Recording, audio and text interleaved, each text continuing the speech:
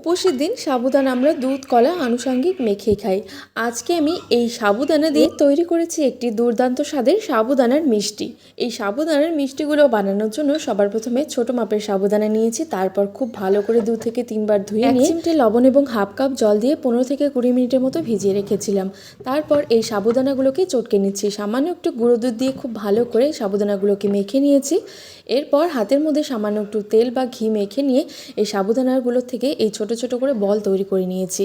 এইদিকে কড়াইয়ের মধ্যে দিয়ে দিচ্ছি 3 কাপ পরিমাণের জল এবং হালকা একটু উষ্ণ গরম হয়ে গেলে এরপর 2 প্যাকেট গুঁড়ো দুধ খুব ভালো করে জলের মধ্যে গুলিয়ে নিয়ে তারপর দিয়ে দিচ্ছি ফ্লেভারের জন্য 3টে এলাচ, পরিমাণ মতো চিনি। এরপর সাবুদানার যে বলগুলো তৈরি করে রেখেছিলাম সেগুলো দিয়ে দিয়েছি আর লো টু মিডিয়াম ফ্লেমে একদম 5 থেকে 6 মিনিট ফুটিয়ে নিয়ে উপর থেকে সামান্য একটু কাজু বাদাম কুচি ছড়িয়ে দিয়ে নামিয়ে নিলেই তৈরি হয়ে যাবে সাবুদানার এই কাচের মিষ্টি রেসিপি। অবশ্যই উপোসের দিন এই রেসিপিটি একবার হলেও ট্রাই করবেন, খেতে একদম দুর্দান্ত লাগে।